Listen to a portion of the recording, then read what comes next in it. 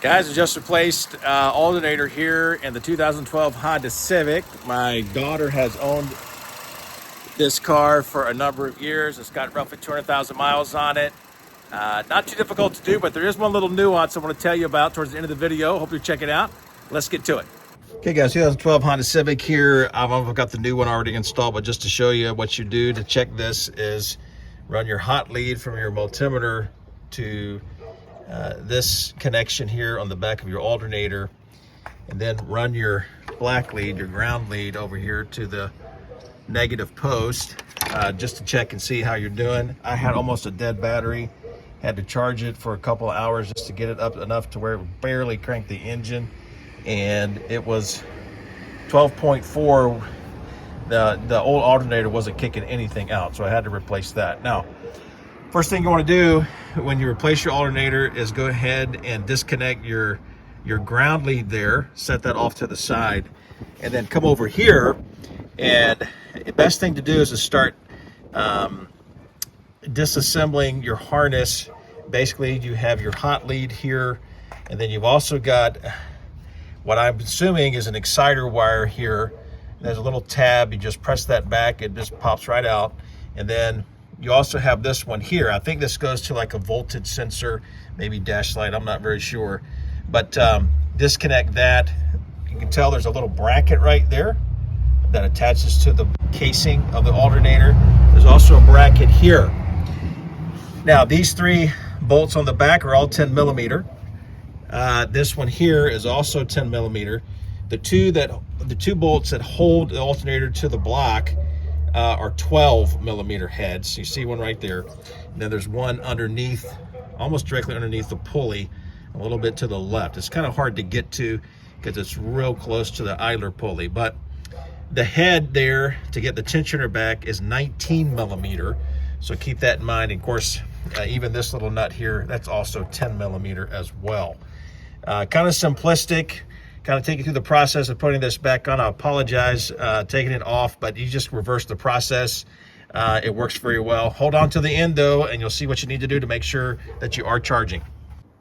So this engine has about 200,000 miles on it. That belt was replaced not too long ago, so I'm not as concerned about that. But anytime you take a component out, just check things out, make sure we're all good.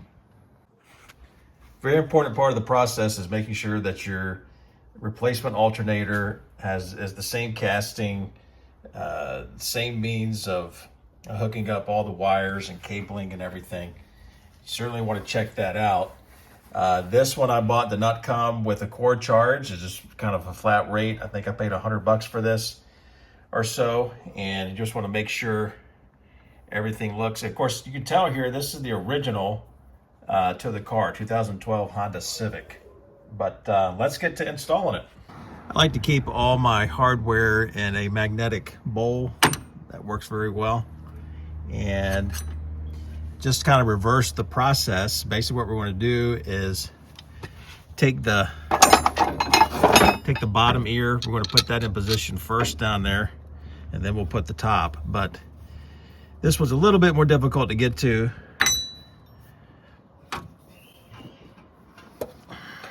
Go ahead and set in position there. Take our bolt that has a 12 millimeter head.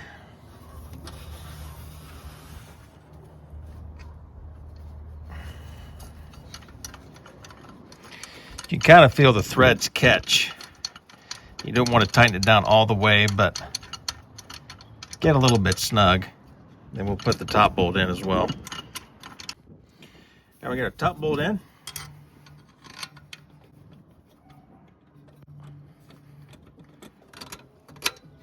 Go.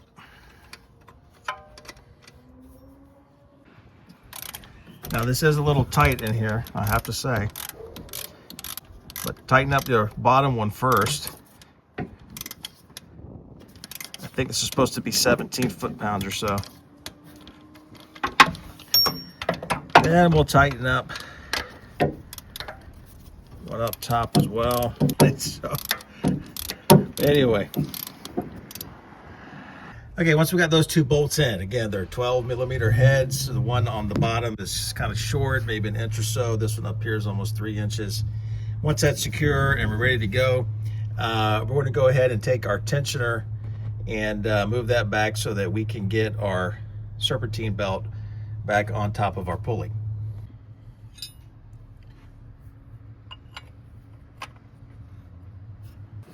Just kind of push that back.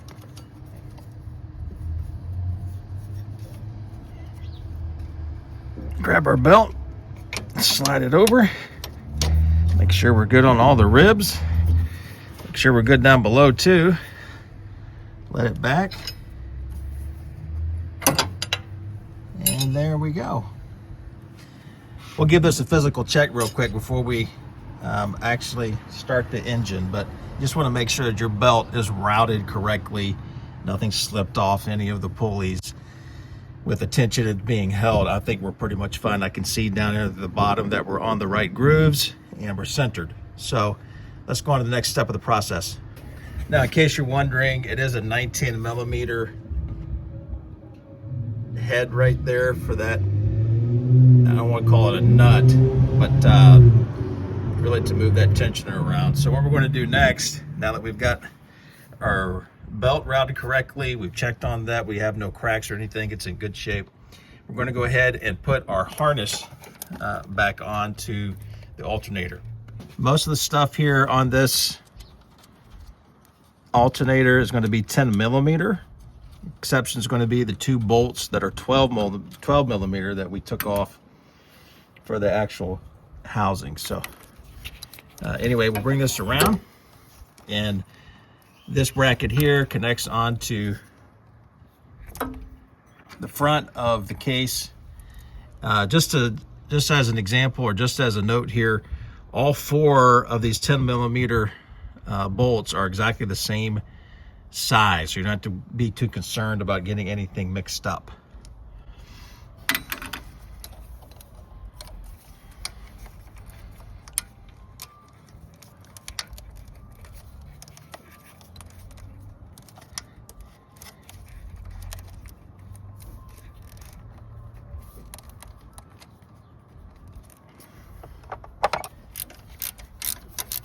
Yes, I know I could use air tools, I could use power ratchets. I'm a hand tool kind of guy. I just feel like I get a good sense of how the threads are. Some guys, man, they'll get an impact wrench on stuff. It's just to me, there's just no need for that. Just do it by hand. You'll be fine. All right, once that's on there and pretty snug, what we can start doing is reconnecting all of our harness. Basically, we've got this one. I think this is the exciter wire. I don't know. Sort of looks like it, but we'll line this back up. You may hear a click. Sometimes you do, sometimes you don't. I heard a little one right there. Make sure that's on there. Of course, we've got our main power feed right there. Put the nut back on there. You really don't want to get this too tight when you cinch this down. Just want to make sure that it's just a little snug. No sense in getting crazy with it.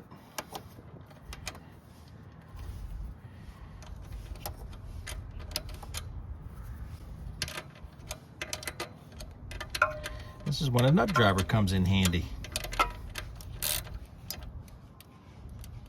Here we go, and then we'll put the boot back over top of it.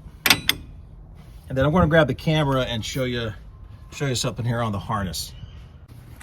What you have is you have a pigtail back here, you remember, and this is going to be attaching to the case right there, okay? However, there is a guard, and I don't know if this is just more of a guard because of heat. I'm not very sure, but this attaches to the back of the alternator. You can see where the holes kind of line up there. There's two bolts that keep that secure, and then the harness kind of runs along there. But this thing's so old, both of them kind of snapped off. I'm going to get some zip ties here in a minute and just zip tie the harness to it. But the next thing I'm going to do is go ahead and put on this heat shield, or this bracket. I'll try to make sure I can keep the camera in view and just see some of this as we get it together. It's not too big of a deal. Now, one thing I will say, it is a little tight in here. A lot of these small 4-cylinder import cars do not have the room. A lot of the larger vehicles, domestics, would have from the 50s and 60s, that's for sure. But this is it's kind of pretty simple here. Thankfully, all 4 of these screws are exact same size, so it's not a real huge deal.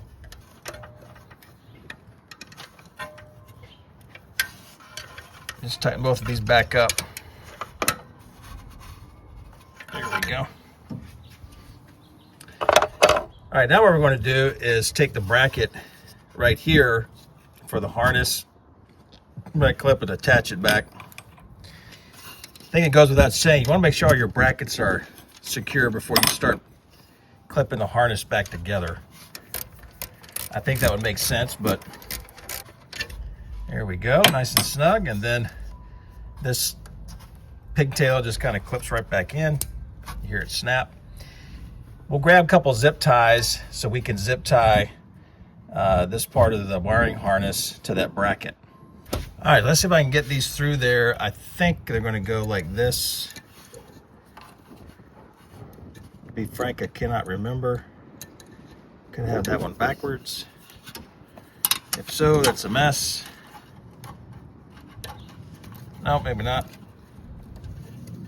There you go. You can hear that right there. So you can see where it was kind of, it's in there.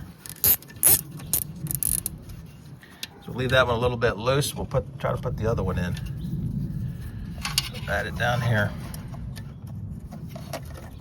And what this is doing, this is basically keeping your wiring harness off that exhaust shield, your exhaust manifold. So I dare say that's probably important to do.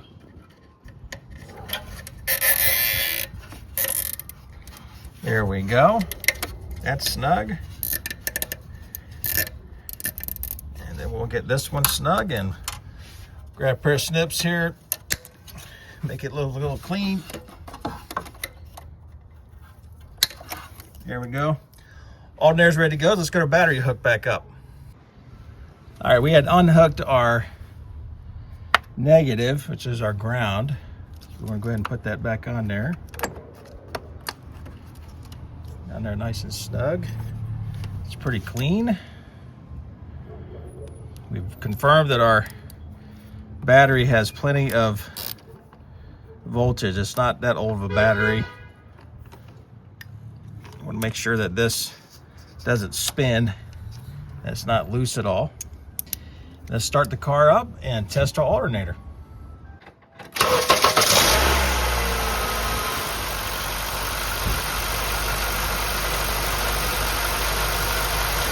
All right, we're going to check and just make sure that we're fine with our belt and everything, as you can tell. But we're going to pull this boot off, and I'm going to use my multimeter just to make sure that we are charging. So put the camera back in the little holster here.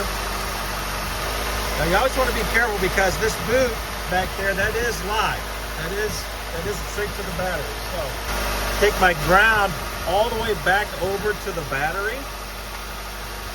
Hold it there, and then I'm going to take this and put it right here. Boy, you can tell we're only at 12.5.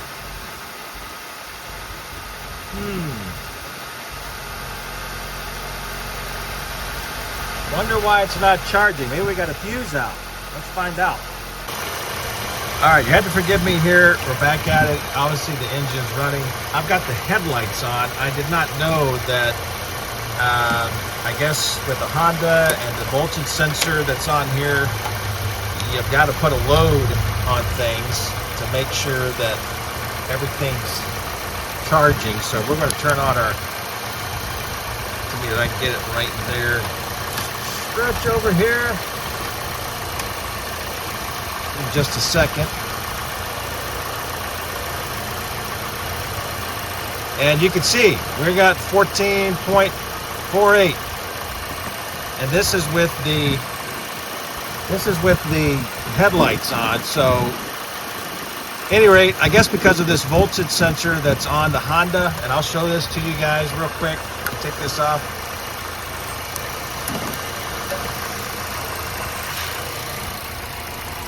This piece right here between your cable and your post is what's reading the voltage and telling the alternator to turn off and on. So that was why when I first cranked it up, it looked like we were just matching battery voltage. But this is good. Pretty happy, and we're ready for action here.